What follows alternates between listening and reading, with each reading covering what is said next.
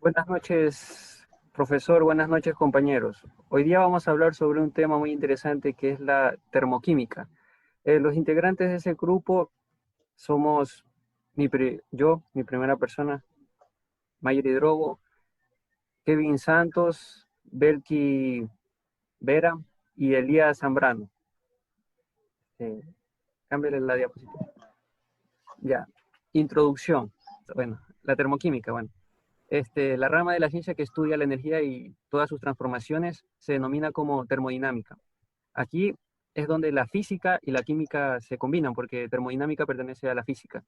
Entonces, esta rama o campo de estudio tiene sus inicios cuando era la revolución industrial. Aquí los ingenieros de dicha época trataban de hallar mejorías en las máquinas de vapor. Son como los barcos de vapor que funcionan con leña. Entonces trataban de hallar mejorías en los ingenieros de esa época. Ese es un ejemplo claro. Y el segundo es cuando estamos nosotros en los laboratorios. Aquí podemos observar que al combinar ciertas sustancias químicas producen calor, eh, a, a, diferencia de otras que necesitan de un elemento externo para poder llegar a cabo, o sea, a su final, como es el mechero de Bose para otorgarle calor con una suspensión para que pueda estar ahí y darle calor. La parte de la termodinámica que estudia las reacciones químicas y los cambios de energía es la que llamamos como termoquímica, y es de lo que hablaremos hoy. Tipo de sistemas térmicos. Primero, empezaré diciendo que un sistema es una cantidad de materia que nosotros aislamos, sea en la realidad o imaginativamente. Los sistemas térmicos pueden ser tres, que son abiertos, cerrados o aislados. En el caso de los abiertos, ellos intercambian con los alrededores materias y energía. En los cerrados, ya no solamente, o sea, solamente comparten energía, la materia permanece aislada, no entra ni sale. Y en los aislados son los que no se comparten ni materia ni energía. Cambia la diapositiva. Ya. Todo sistema se caracteriza macroscópicamente por unos valores concretos a sus dichas propiedades. Estas se las llaman variables de estado, como son la presión, temperatura, volumen y su composición.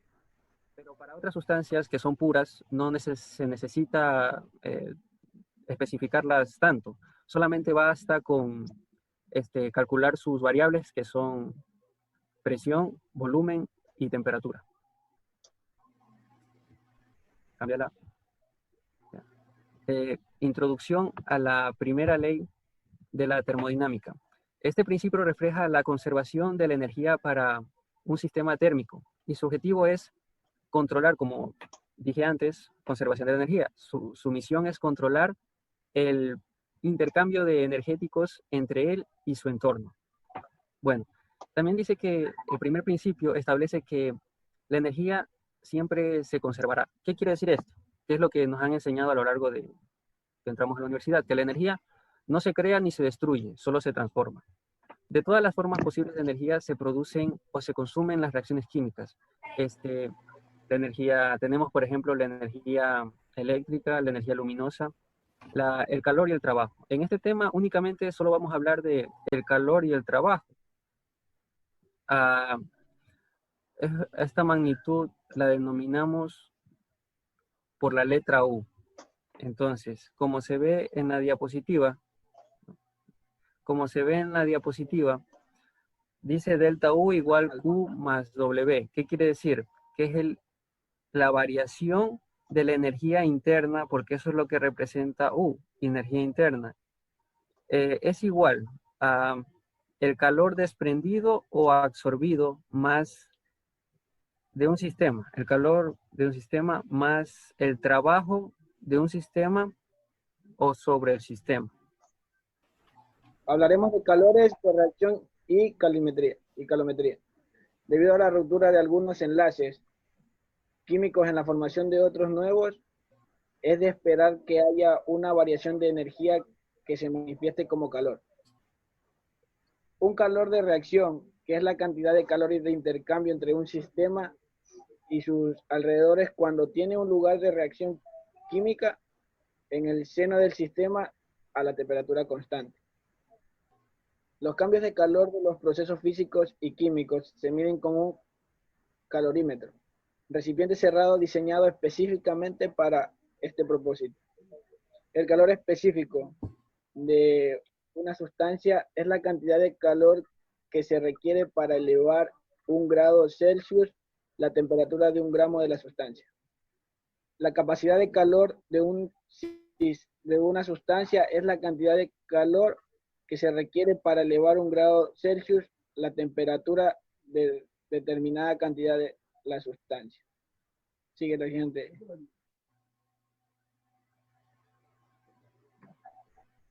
Bueno, el calor específico es una propiedad intensiva, en tanto que la capacidad calorífica es una propiedad extensiva. Joule, como sus unidades son Joule sobre gramo por grado centígrado. Ahora, el calor específico de una propiedad intensiva, en tanto que la capacidad calorífica es una propiedad extensiva, sus unidades son Joule sobre grado centígrado. A la relación entre la capacidad y el calor específico de una sustancia es centígrado es igual a masa de 6.11. Donde M es la masa de la sustancia en gramos. Por ejemplo, el calor específico del agua es de 4.184. Capacidad calorífica del agua es de 60 gramos de agua. Ahora, para poder realizar este ejercicio se toma los 60 gramos multiplicados por los grados, los joules sobre grados por el centígrado, que esto es igual a 251 joules sobre grado centígrado. Si conocemos el calor específico y la cantidad de una sustancia, entonces el cambio en la temperatura muestra que indicará la cantidad de calor que se ha absorbido o liberado en un proceso particular. Las ecuaciones para calcular el cambio de calor están dadas por Q es igual a masa delta, y otro es Q es igual a grados centígrados alfa, donde AT es el cambio de la temperatura, donde T es igual a temperatura final por temperatura inicial. La convención para el signo de Q es igual que para el cambio de entalpía. Q es positivo para procesos endotérmicos y negativos para procesos exotérmicos. Estoy grabando. Oh, retrocede. Ya, bueno. Explicando que delta de temperatura es igual a temperatura final con menos temperatura inicial, procedemos a hacer el siguiente ejercicio. Paso a paso. Tenemos aquí un ejemplo claro, comenzando con el problema que dice: una muestra de 466 gramos de agua se calienta desde 8.50 grados centígrados hasta 74.60 grados centígrados. Calcular la cantidad de calor en kilojoules absorbido por el agua. Bueno, la estrategia que conocemos es la cantidad de agua y su calor específico. Con esta información, dice, en elevación de la temperatura podemos calcular la cantidad de calor absorbido, que es Q. Vamos con la solución. Q es igual a masa sobre delta sobre delta T, por delta T, perdón. Esto es igual a, reemplazamos, sería 466 gramos de agua, que son por 4.184 gramos joule por grado centígrado, por 74.60 grados centígrados menos 8.50 grados centígrados. Tomamos los datos que estaban en el problema y los reemplazamos para poder multiplicarlos. En la solución vemos 1.24 por 10 a la 5 joules. que, que lo multiplicamos por 1 kilojoules sobre 1000 joules. Tenemos entendido que en las conversiones cada joule tiene 1000, cada kilojoule tiene 1000 joules. Bueno, el resultado saldría 1.29 kilojoules.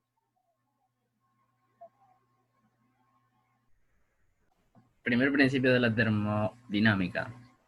El primer principio de la termodinámica o primer ley de la termodinámica es un principio que refleja la conversión de la energía en el contexto de la termodinámica y establece que si se realiza trabajo sobre un sistema o bien este intercambia calor con otro, la energía interna del sistema cambiará. Visto de otra forma, esta ley permite definir el calor como la energía necesaria que debe intercambiar el sistema para compensar la diferencia entre trabajo y energía interna. En palabras simples, la energía total del universo se mantiene constante, no se crea ni se destruye, solo se transforma. La ecuación general de la conversión de la energía es la siguiente: energía que entra menos la energía que sale, que vendría a dar igual la variación de la energía del sistema. ¿Qué aplica a la termodinámica? Queda de la forma: variación de energía interna es igual a la cantidad de calor menos el trabajo que se realiza en el sistema. A continuación, unos ejemplos que se aplican en el primer principio de la termodinámica. Cuando un objeto se transfiere calor, aumenta su energía interna. Esto se ve reflejado en el aumento de su temperatura. Cuando a un gas dentro de un pistón se le comprime, este recibe trabajo y eso hace que la energía interna del sistema cambie. Una batería cargada tiene mayor energía interna que una batería no cargada. El calor que genera el sol provoca un cambio de la energía de muchas sustancias, por ejemplo el agua, por ello se modifica su estado. Entalpías de reacciones químicas por medio de la ley de... Bien, las entalpías de reacciones químicas por medio de esta ley, profe, es un método que se aplica cuando no se puede calcular las entalpías de reacciones por medio de entalpía de formación, o cuando las reacciones en las que la entalpía no se puede demostrar experimentalmente por ser muy lenta o por ser muy explosiva. Se aplica este método. Siguiente diapositiva, compa.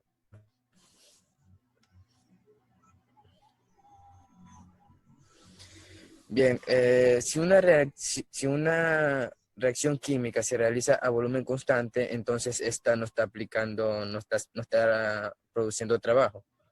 Entonces, a partir de este cambio, se seguirá la siguiente fórmula que vemos a continuación en la diapositiva, en donde delta E es igual a Q menos P por delta V.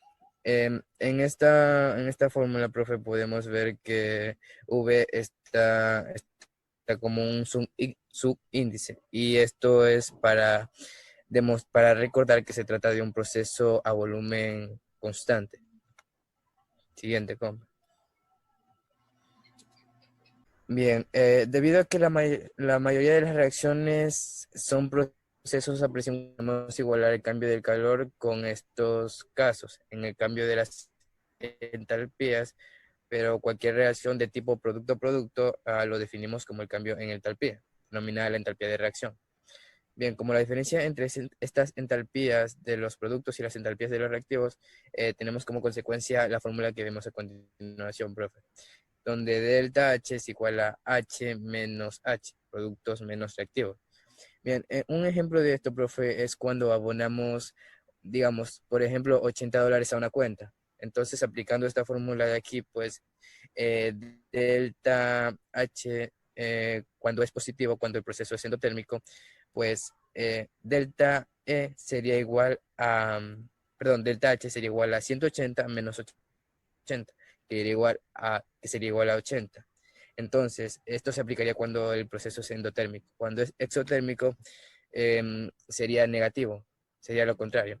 Digamos, por ejemplo, 40 menos 100 sería igual a 60. El signo negativo de delta H significa que ha disminuido el capital. El valor negativo de delta H significa una disminución de la entalpía del sistema como resultado de un proceso endotérmico. Bien, profe. Como conclusión, la termoquímica estudia los incrementos de la energía que acompañan a las reacciones químicas. Esto es un hecho ya experimental, ya que en toda reacción química hay una variación de energía, manifestada normalmente por la disminución o por aumento de calor. Gracias. Bueno, muchas